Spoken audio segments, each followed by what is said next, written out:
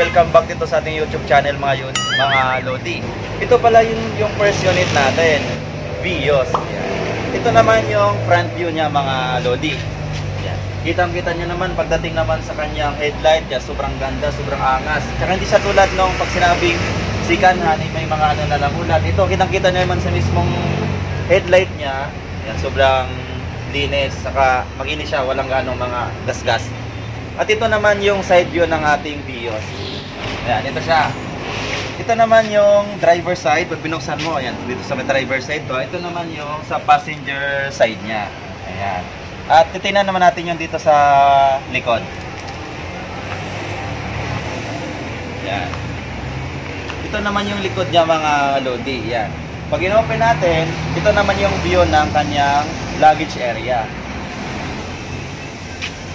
Ayan, dito siya.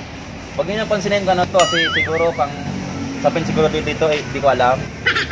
Yan, ito po yung yan. Kita nyo naman, sobrang lawak. Yan, fit. Anong mga gamit nyo lalagay nyo yan, ipapile nyo lang maayos, marami ting malalagay. Ayan. At titingnan naman natin yung loob niya, doon sa mismong driver side. At tara, silipin natin yung kanyang driver side.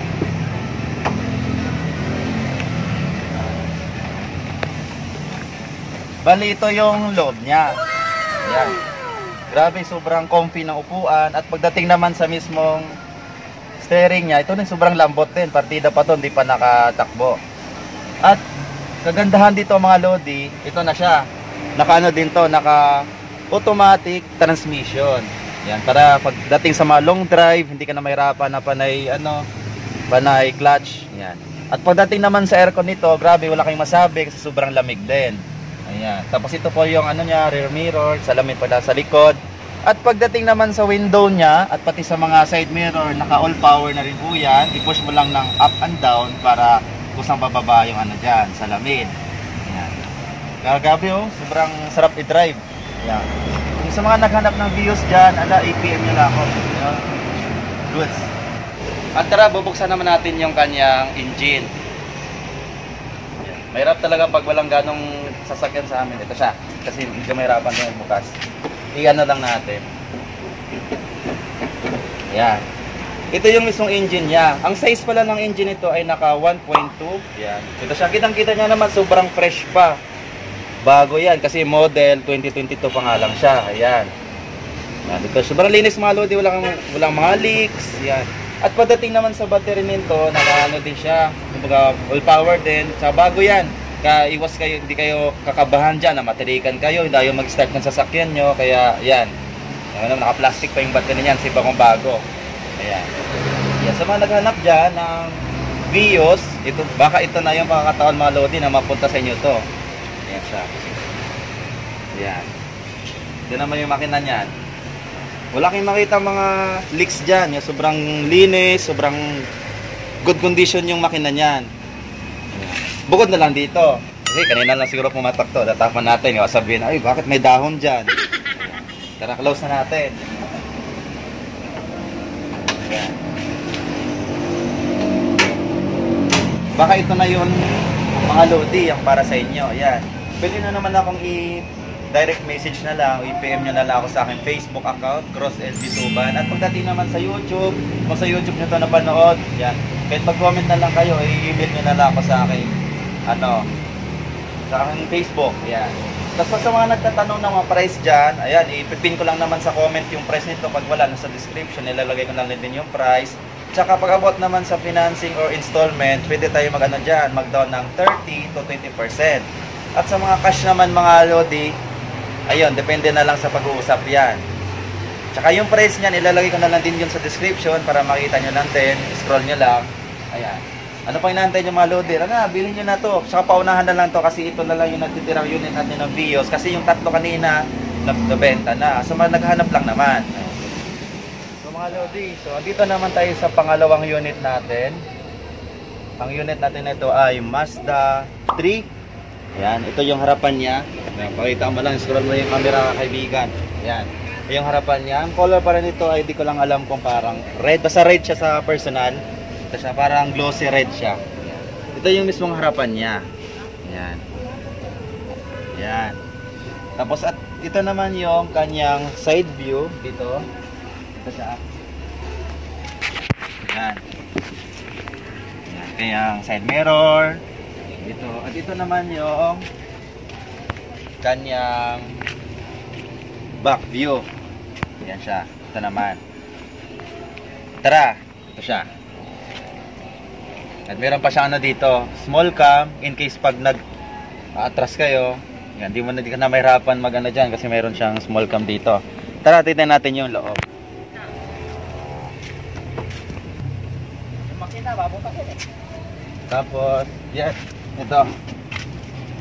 Ganon din naman siya dito. Sobrang comfy din siya upuan pagdating sa kanyang dito sa driver seat niya, malambot. Yan. Tapos pagdating naman sa ano niya, steering, siguro kung i-compare siya doon sa isa, yung first unit natin, yung Vios, mas malambot 'yon. Pero goods na kasi ito parang gawa nito pang ano nata 'to eh. Pang bundok driving, yung mga mahilig sa adventure ba. Yan. Tapos ito siya, tsaka meron siyang ano dito, small, parang ano to eh, alam, monitor ata. Yan. Tapos ganoon din. At pagdating naman sa kanyang transmission, ito siya, naka ano din siya, automatic transmission din. Ayan. Tapos yung handbrake, yan. Tapos sa ganoon din, naka cold aircon din tong mga Lodi. Tapos pagdating naman siya, ito nga yung sinasabi ko sa inyo kanina, na pagdating sa kanyang mirror para sa likod, dito na lang niya tinitingnan. Kasi merong small cam yung pinakita ko sa inyo kanina. Parang sa like na-atras kayo. Yan, dito niya titingnan. Para din na kayo mahirapan na pag ano, nag-atras.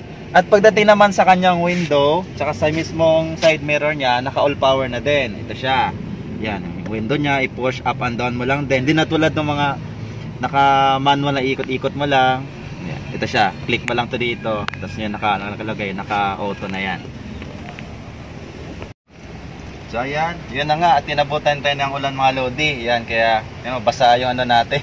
Tara, titinan naman natin yung kanyang ano, engine. Tsaka sa engine size, sabi ko na din. Yan, kahit umuulan, tuloy pa rin yung trabaho natin. Tara! Basa. At dito naman yung engine niya. Yan. Saan ba yung pantukod? Ayan siya. Yan, kitang-kita doon nakalagay naman yan, Sky Active Technology. Kumbaga mas upgrade na yung mismong engine ito. Yan, kasi naka-ano to eh, naka-automatic transmission. Ayan. Meron din ito, pagdating naman yung sabi ko sa inyo kanina, good condition din yung mismo ano nito, compressor. Pagdating sa aircon, good siya, malamig. Tapos sa engine naman, ganoon din, good condition. Kita nyo naman, mga wala pang mga leakage yan. Tapos ito naman sa battery, yan, medyo small type lang yung battery niya, medyo maliit siya compare sa ibang ano.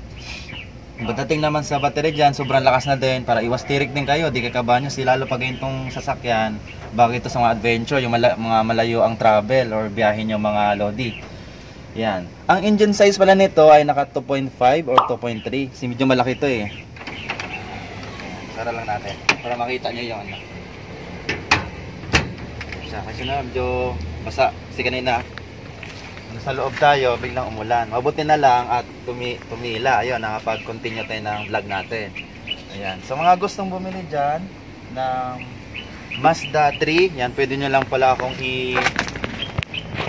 direct message sa aking sa aking Facebook account. Yan, Cross LB Tuban, at sa napanood nyo sa YouTube, yan, pwede mag-comment kayo dyan. 30 to 20% yung sa price nito, pwede nyo i-down. At pagdating naman sa cash, yan, pwede naman natin pag-usapan yan. Kung magkano yung price na range nito, pwede natin babaan yan kung legit buyer kayo. Ayan, paunahan lang mga Lodi kasi nag-iisang unit na lang dito sa amin, Mazda 3. Ang price pala nito mga Lodi, ayan, alam ko naman yan yung inaantay nyo. Ayan. Tsaka hindi kayo dito magulat sa price kasi napakababa siya. Line mo, Mazda 3, mabibiling mo na lang siya ng 490k. Ayan. Pwede nyo open for financing. Yan. Basta lang kayo, mag-message lang kayo sa aking Facebook account mga Lodi. So, inaantay nyo. Ito na, Mazda 3.